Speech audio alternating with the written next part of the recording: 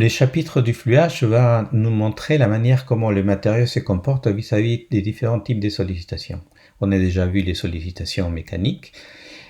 Nous n'allons pas voir les sollicitations électromagnétiques lorsque le matériau est soumis à un champ électromagnétique. Il y a les sollicitations chimiques, on verra plus tard, ce sont tous les phénomènes de corrosion. Et puis les sollicitations radiatives lorsque le matériau est soumis à des rayons X ou des rayonnements gamma. Mais il y a deux facteurs qu'on n'a pas pris en considération dans ces sollicitations. Ce sont d'une part le temps et d'autre part la température. Donc nous allons analyser de quelle manière ces deux facteurs peuvent influencer le comportement du matériau.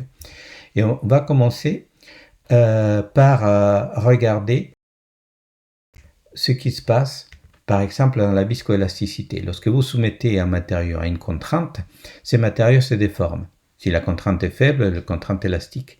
Mais la déformation ne se fait pas instantanément. Il y a une partie instantanée qui est celle-là, mais il y a une partie qui s'est faite au cours du temps, qui est celle-ci, qui correspond à la viscoélasticité, c'est-à-dire que la déformation s'est faite au cours du temps. Et puis si on arrête la contrainte, les matériaux reviennent de manière instantanée, mais pas complètement. Elle le fait complètement au cours du temps en revenant avec cette déformation viscoélastique.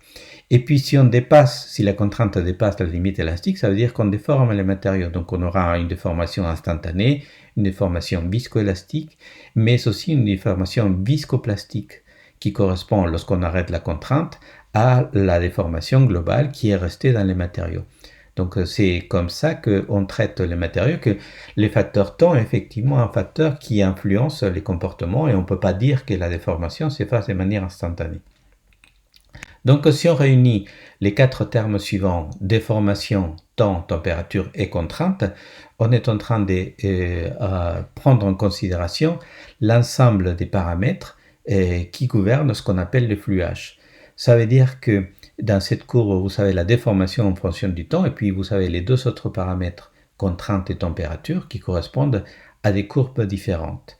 Je vais vous l'illustrer de manière plus simple avec cette pièce-là. Dans cette pièce, vous savez, tout simplement, elle est fixée, elle repose sur la partie jaune, et puis à l'extrémité en bas, on va pouvoir tirer cette pièce avec une contrainte. Même si cette contrainte est faible dans les domaines élastiques, par exemple, si on laisse cette contrainte de manière permanente au bout d'un certain temps, cette pièce-là va continuer de se déformer. Et on va même dépasser la déformation correspondant à la partie élastique. Donc il y a la viscoélasticité continue, voire on peut aller jusqu'à la partie viscoplastique. Donc le matériau continue de se déformer. On peut pas laisser tomber cette partie, cette considération au cours du temps, parce que les pièces sont soumises à des contraintes au cours du temps. Vous avez là les courbes des fluages. À gauche, un acier austenitique. Vous savez la contrainte en fonction du temps, donc deux paramètres. Troisième paramètre, la température, acier austenitique à 820 degrés.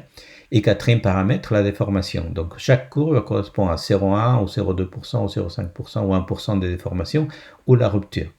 Donc si j'applique une contrainte de 100 mégapascales et que je veux une contrainte à 0,1%, on l'obtient au bout des 4 heures. Mais si je veux arriver jusqu'à la rupture, je l'obtiendrai au bout des 1000 heures. Avec la même contrainte de 5 mégapascales, je peux arriver jusqu'à la rupture. Et la courbe des droites, c'est un acier inoxydable. Donc ça, c'est revenu trempé. Les différentes courbes correspondent à différentes températures. C'est toujours la contrainte et les temps. Et puis côté déformation, c'est tout simplement les contraintes et la température nécessaires et les temps nécessaires pour arriver à la rupture. Donc si j'applique une contrainte de 100 mégapascales, et pour cet acier à 595 degrés, j'arriverai à la rupture au bout d'une heure. Mais si je suis à 540 degrés, je vais dépasser la centaine d'heures. Donc vous voyez que ces courbes vous permettent de dire que pour une température donnée, lorsqu'on exerce une contrainte, on peut avoir des déformations qui peuvent aller peu à peu jusqu'à la rupture. Donc ça, c'est les concepts même de ce qui est le fluage. Un autre paramètre important, c'est la fatigue. Et cette fatigue consiste tout simplement à répéter un chargement. Je vous ai déjà expliqué ça le semestre dernier. Si vous allez à pied de l'IUT jusqu'à la gare, vous êtes un peu fatigué. Mais si je vous dis d'aller à pied de Saint-Nazaire jusqu'à Nantes, la différence est remarquable et peut-être que certains d'entre vous n'arriveraient pas jusqu'à Nantes à pied. Donc c'est un phénomène qui peut se produire même si l'effort qu'on réalise est relativement faible. Et il faut savoir que la fatigue est la cause de 70% des ruptures. Il y a un certain nombre de paramètres que nous allons définir en commençant par la limite d'endurance. C'est l'amplitude de la contrainte en dessous de laquelle la rupture par fatigue ne se produit pas. Donc ça, c'est l'asymptote de la courbe de Wöhler, on va le voir tout à l'heure. Donc, pour pouvoir caractériser la fatigue, on fait des essais. On fait des essais qui sont normalisés, et ces essais consistent à répéter une contrainte dans le temps, et puis on répète la contrainte de manière cyclique, c'est-à-dire qu'on fait toujours la même chose. Traction-compression ou flexion rotative, on fait des va-et-vient, etc., jusqu'à arriver à la rupture. Et puis il y a un certain nombre de paramètres qui caractérisent cet essai de fatigue. L'amplitude des contraintes, vous voyez sigma max, sigma min, contrainte maximale, contrainte minimale, la contrainte moyenne et les rapports des contraintes. Je vais illustrer ces trois paramètres par une courbe d'essai de fatigue classique. Vous voyez dans la diapositive suivante. Voyons donc ce que c'est l'essai de fatigue. Et dans cet essai de fatigue, nous avons par exemple une éprouvette avec essai de traction-compression, comme on le voit ici. Et dans ces courbes-là, on montre quelle est la contrainte maximale qui est appliquée, quelle est la contrainte minimale qui est appliquée, ce qui nous permet de définir l'amplitude de la contrainte moyenne, et on définit également les rapports des contraintes. Les cas les plus simples est celui où la contrainte moyenne est nulle, où la contrainte maximale est en valeur absolue égale à la contrainte minimale. Ça nous donne un rapport des contraintes égal à moins 5. Mais vous voyez des cas extrêmes à gauche comme à droite. À gauche, par exemple, où vous savez que de la compression, donc toutes les valeurs des contraintes sont négatives, ça veut dire qu'il n'y a que de la compression, tout le temps de la compression, et à droite, tout le temps de la traction. C'est-à-dire que toutes les valeurs des contraintes sont positives. C'est-à-dire qu'on tire sur l'éprouvette, ça revient un peu, mais pas complètement, et on continue de tirer à nouveau, et ça revient un peu, mais ça on continue de tirer. Donc ça veut dire que le matériau est toujours en traction. Et donc, inutile de signaler que dans ces cas, à gauche comme à droite, les essais de fatigue sont des plus courtes durées. C'est-à-dire que le nombre de cycles qu'on peut réaliser est bien plus faible que pour les cas où la contrainte moyenne est nulle. Donc voilà comment on caractérise les essais de fatigue, essais de fatigue qui nous permettent de définir les courbes de Wöhler. Voilà la courbe de Wöhler qui montre la contrainte en fonction du nombre de cycles. Et puis la droite en pointillé qui vous montre la limite d'endurance dont on en a déjà parlé. Donc dans cette courbe de Wöhler, vous voyez que par une contrainte appliquée, 270 mégapascales par exemple, on peut obtenir quelle sera la durée de vie en nombre de cycles, une centaine de cycles. Et si on applique une contrainte plus faible, 120 mégapascales, on obtient une durée de vie de l'ordre de 50 000 cycles. Donc vous voyez que cette courbe vous montre très facilement la manière dont on peut obtenir la durée de vie d'un matériau. Je vous montre quelques faciès de rupture. Là, un faciès de rupture par flexion rotative, ou là, la rupture des flexions aussi dans des pièces qui sont vraiment spectaculaires par le faciès qui montre à cause de la fatigue.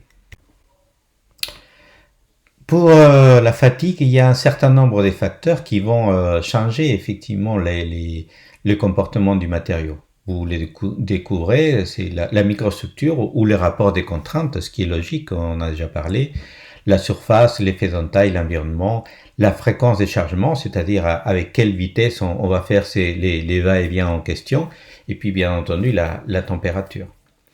Alors, je vais vous illustrer avec quelques courbes comment ces facteurs peuvent effectivement influencer le comportement par fatigue en vous montrant des variations des courbes de Wöhler en fonction de la variation de chacun de ces paramètres. Voilà, la première courbe vous montre la variation du comportement d'un matériau vis-à-vis de la rugosité. C'est les mêmes matériaux, mais avec deux états de rugosité différents. Vous voyez bien que la rugosité la plus forte correspond au comportement le moins bon en fatigue. Si on change les rayons de courbure, comme vous voyez dans cette pièce, comme c'est illustré, plus faible sera les rayons de courbure, moins bon sera le comportement vis-à-vis de la fatigue. Et puis, concernant les milieux de corrosion, plus le milieu sera corrosif, moins bon sera le comportement vis-à-vis de la fatigue. Donc, la courbe en haut correspond à un essai en atmosphère ambiante et la courbe tout en bas, c'est un matériau soumis à pré-corrosion plus immersion dans de l'eau salée, de l'eau saumurée, le chlorure de sodium c'est le sel, et qui est le milieu le plus corrosif qui existe. Donc vous voyez que ce sont des facteurs qui influencent de manière considérable les comportements du matériau. Il s'agit du même matériau dans chaque cas, dans chaque courbe, il s'agit du même matériau, mais soumis à des conditions différentes, soit des rugosités, soit des rayons de courbure, soit atmosphériques ou du milieu ambiant. Donc voilà, c'est avec ça que nous terminons le chapitre concernant les fluidages et la fatigue.